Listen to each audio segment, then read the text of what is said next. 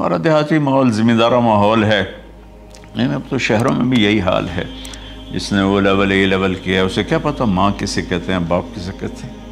تو میں نے اپنی آنکھوں سے باپ کی بے بسی اور بیٹے کا غرانہ ایک دفعہ نہیں کتنی دفعہ دیکھا۔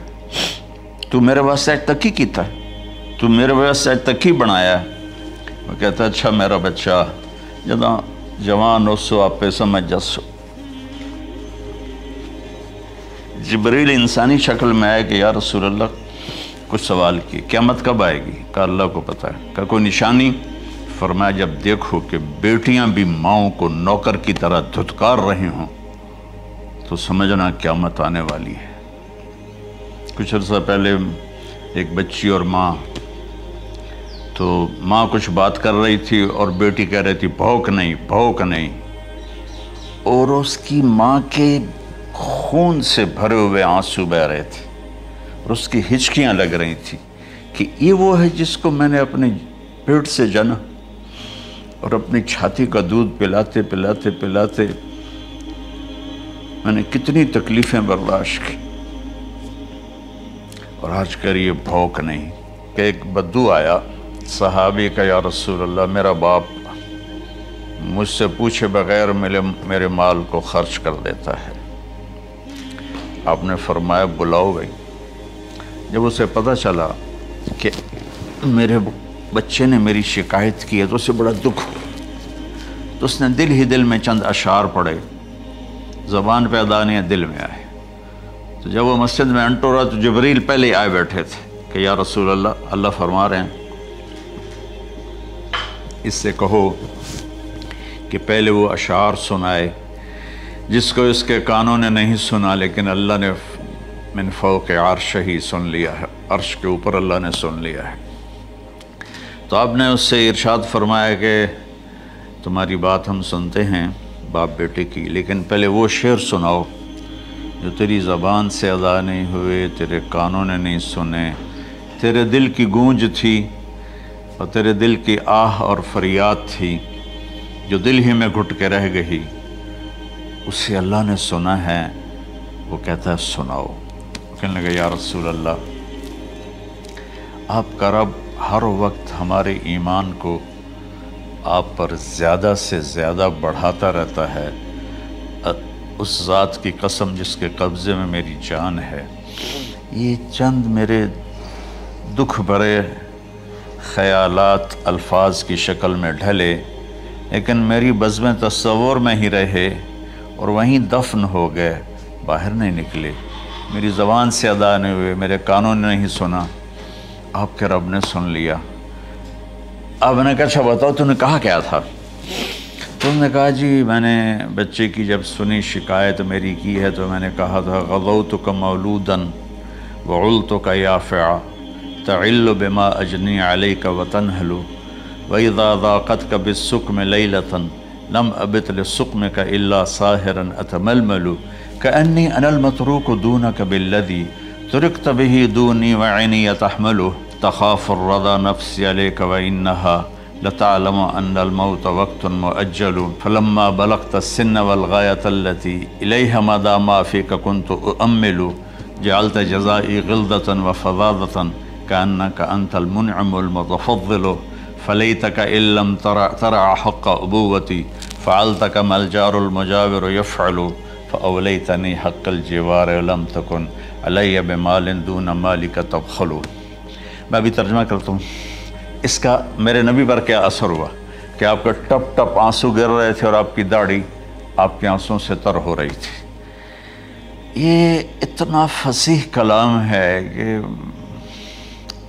عربوں کو بھی پسینہ آ جائے گا ترجمہ کرنے کے لیے، تو میں تو عربی نہیں ہوں، لیکن یہ فخر تو حاصل ہے، بھلے ہیں یا برے ہیں دو چار قدم ہم بھی تیرے ساتھ چلے ہیں۔ کچھ عرصہ اہل علم کی محفلوں میں بیٹھے، کچھ زبان کی شناسائی ہوئی، تو میں اپنی کم مائگی کے ساتھ اس کا ترجمہ کروں گا۔ وہ کہتا ہے غزوتک مولودا وعلتک یافعا تعل بما اجنی علیک तनहलु, मेरे बेटे जिस दिन तू पैदा हुआ हम ने अपने लिए जीना छोड़ दिया। ओए होए होए, हम तेरे लिए जिए। तेरी माँ तुझे दूध पिलाती थी, मैं तेरे लिए रोटी के नवाले लाता था। मेरी सारी कमाई पहली और आखिरी सब तेरे ऊपर लगती थी। तुझे खुश देखते थे तो खुश होते थे, तुझे रोता देखते थे तो हम रोते थे। वइज़ा ज़ाक़तक बिस्सुक़्म लैलतन लम अदल सुक़्मक इल्ला साहिरन अतमलमलु। जब तू कभी बीमार हो जाता था तो तेरे सराने बैठकर हम सारी रात रोते थे और दुआएं करते थे, या अल्लाह हमारे बच्चों को बचा ले, हमारे बच्चों को सेहत दे दे। इस तड़प में सारी सारी रात मैं जागता था। तेरे लिए मैंने अपना सब कुछ लगा दिया, अपने लिए जीना छोड़ दिया, अपनी ख्वाहिशात को दबाया, तेरी हर ख्वाहिश को पूरा किया। तुझे मुस्कुराने के लिए, तुझे हंसाने के लिए मैं धक्के धोड़े खाता रहा। कभी गर्मी लू की झुलसा देने वाली रेत और कभी सर्दी के सर्द हवा के थपेड़े, लेकिन मैं इन दोनों से गुज़रता हुआ तुझे पालने की खातिर अपने आप को खपाता रहा। ओहो फलम्मा बलगत सिन्न वल गायत अल्लती इलैहा मदा मा फ़ीक कुन्तु उअम्मिलु। बेटा मैंने अपने हड्डियों का रस भी तेरे अंदर डाल दिया। सिर्फ कमाई नहीं, मैंने अपने हड्डियों का रस तेरे अंदर डाला। मैंने जो कुछ था तेरे ऊपर कुर्बान किया। तुझे मुस्कुराता देखकर मैं अपने गम भूलता था, तुझे हंसता देखकर मुझे दुख भूल जाते थे। और फिर आहिस्ता आहिस्ता आहिस्ता मेरी हड्डियों का गूदा, मेरी कमाई तेरे अंदर गई और तू एक खूबसूरत दरख्त की तरह बढ़ता चला गया, बढ़ता चला गया, बढ़ता चला गया, बढ़ता चला गया। और मेरी बुढ़ापे ने कमर झुका दी और मैं झुकता चला गया, झुकता चला गया। मेरा ख्याल था कि जैसे मैं इसकी उंगली पकड़ के चलता था, अब मेरी बारी है, ये मेरी उंगली पकड़ के चलेगा।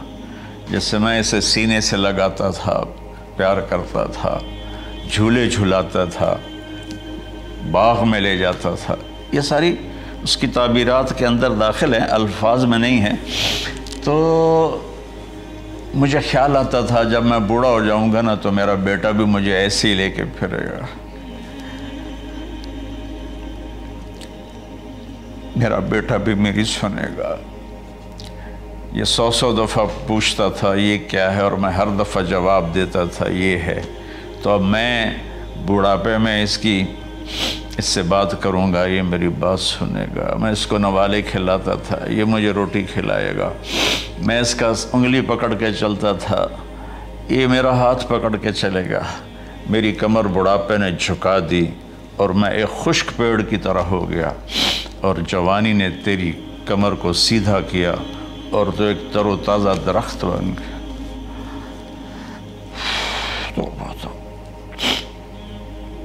तो मुझे ख्याल आया कि मैंने 20 साल इस बच्चे को पाला है, अभी अपनी माँ और बाप को देखेगा, लेकिन एकदम अचानक क्या हुआ, फलम्मा बलगत सिन्न वल गायत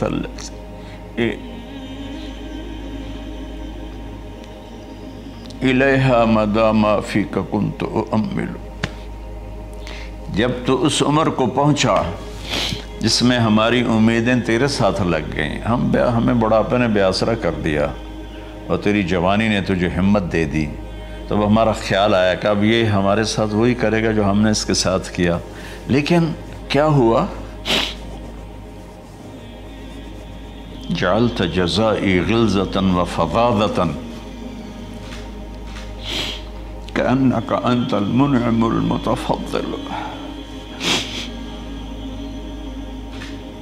तो इतना बदतमीज़ हुआ, तेरी ज़बान छुरी बन गई, तेरा रवैया जहर बन गया, اور میری ساری زندگی کی محنت کا بدلہ تو نے مجھے نافرمانی سے دیا، بد اخلاقی سے دیا، بدتمیزی سے دیا۔ میں حیرت بھری نظروں سے تجھے دیکھتا رہا اور میں اپنی پچھلی 20 سالہ زندگی کو جھٹلاتا رہا کہ میرے خیال میں اس کا نوکر ہوں اور یہ میرا مالک، میں اس کا باپ نہیں، میں اس کا نوکر ہوں، کیونکہ ماں باپ کے ساتھ تو ایسا کوئی نہیں کرتا ہے، یہ میرا مالک ہے اور میں اس کا نوکر ہوں، اس لیے مجھے ڈانٹ رہا ہے۔ کتنے بچوں کو میں نے یہ کہتے سنا اپنے باپ کو، تو میرے واسطے آج تک کیتا کی، تو میرے واسطے آج تک بنایا کی، اور جو آپ بے بسی کی تصویر بنا ہوتا تھا وہ شکلیں بھی میرے سامنے ہیں۔ تو کمال کے اشعار، میں سوچ رہا ہوں جو میرا یہ حال ہے 1400 سال بعد کہ میرے آنسو نہیں رک رہے، تو اللہ کے نبی تو زار و قطار روئے تھے، داڑھی آنسوں سے تر ہو گئی تھی۔ کہا بیٹا جب تو نے میری ساری زندگی کی محنتوں کا بدلہ بدتمیزی سے دیا، گالی گلوچ سے دیا، دھکے دے کر باپ کو گھر سے نکال دیتے ہیں، تو بیٹا میں یہ سمجھا کہ تو نے ایک خواب دیکھا تھا، تو نے ایک خواب دیکھا تھا کہ تو باپ ہے اور یہ بیٹا ہے۔ اصل حقیقت یہ ہے کہ یہ مالک ہے اور میں نوکر ہوں۔ پھر آگے کہتا فَلَيْتَكَ إِن لَمْ تَرَ حَقَّ أُبُوَّتِي فَعَلْتَ كَمَا الْجَارُ الْمُجَاوِرُ يَفْعَلُ۔ اچھا چلو بیٹا، تو نے مجھے باپ تو نہ سمجھا، چلو ایک پڑوسی سمجھ لو۔ عرب میں پڑوسی کا بہت خیال کیا جاتا تھا، اور یہ عرب کی شان تھی کہ اپنے پڑوسی کو وہ عزت دیتے تھے جو اپنے گھر میں ایک دوسرے کو عزت دیتے تھے۔ تو اس نے پھر اس کی طرف اشارہ کیا کہ اگر میں تیرا باپ نہیں ہوں، تیرے رویوں کو دیکھ کر تو یہی لگتا ہے کہ میں تیرا نوکر ہوں، تو میرا مالک ہے، تو چلو اتنا تو کر دے جتنا ایک پڑوسی کے ساتھ کرتا ہے۔ فَأَوْلَيْتَنِي حَقَّ الْجِوَارِ وَلَمْ تَكُنْ عَلَيَّ بِمَالٍ دُونَ مَالِكَ تَبْخَلُ۔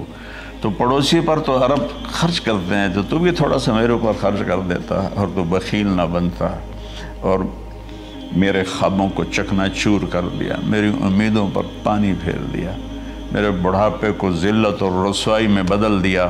اچھا میرا پتر جا خوش رہو۔ ماں باپ کہاں بد دعائیں کرتے ہیں؟ تو میرے نبی کی آنکھوں سے آنسو، یہ ساری داڑھی تر ہو گئی، تو آپ نے اس کے بچے کو گریبان سے پکڑا اور جھٹکا دے کر دھکا دے کر دفع ہو جا، انت و مالک لابیک، تو اور تیرا سب کچھ تیرے باپ کا ہے۔ حضرت علی رضی اللہ تعالیٰ عنہ سے کسی نے پوچھا کہ آپ کے بیٹے حسن کیسے بیٹے ہیں؟ کہا حسن میرا وہ بیٹا ہے کہ جب میں چلتا ہوں تو میرے آگے نہیں چلتا، میرے پیچھے چلتا ہے، جب کہیں بیٹھنے کا موقع آتا ہے تو یہ پہلے نہیں بیٹھتا، پہلے مجھے بٹھاتا ہے پھر خود بیٹھتا ہے، جب کھانے پر بیٹھتے ہیں تو یہ روٹی کی طرف ہاتھ نہیں بڑھاتا جب تک میں نہ بڑھاؤں، یہ سالن کی طرف ہاتھ نہیں بڑھاتا جب تک میں نہ بڑھاؤں، میں کمرے میں ہوں تو یہ چھت پہ نہیں چڑھتا کہ میرے باپ کی بے ادبی ہو جائے گی۔ میں حالانکہ چھت پہ چڑھنا ضرورت کے لیے ہوتا ہے، لیکن قربان جائیں اہل بیت کے ایسے ہی اخلاق ہوتے ہیں، آل رسول ایسے ہی ہوتے ہیں۔ میرے عزیزوں نوجوانوں سے کہہ رہا ہوں جن کے والدین زندہ ہیں، ہم تو محروم ہو گئے، وہ قبروں میں چلے گئے، لیکن میں اتنا مصروف رہتا ہوں۔ اب یہ کرونا کی وجہ سے گھر میں بیٹھے ہوئے ہیں، یعنی میری زندگی ایسے پہیے کی طرح گھومی ہے، اور پھر دل کی تکلیف، پھر اس کے ساتھ سر کا درد شدید، اس کے باوجود میں روزانہ 10 نفل اپنے باپ کے لیے پڑھتا ہوں، 10 نفل اپنی ماں کے لیے پڑھتا ہوں، اور 4 نفل اپنی خالہ کے لیے پڑھتا ہوں کہ ساری زندگی سجدوں میں سر رکھ کے اس کا ثواب ماں باپ کو پہنچاؤں، تو ماں باپ کا حق ادا نہیں ہو سکتا۔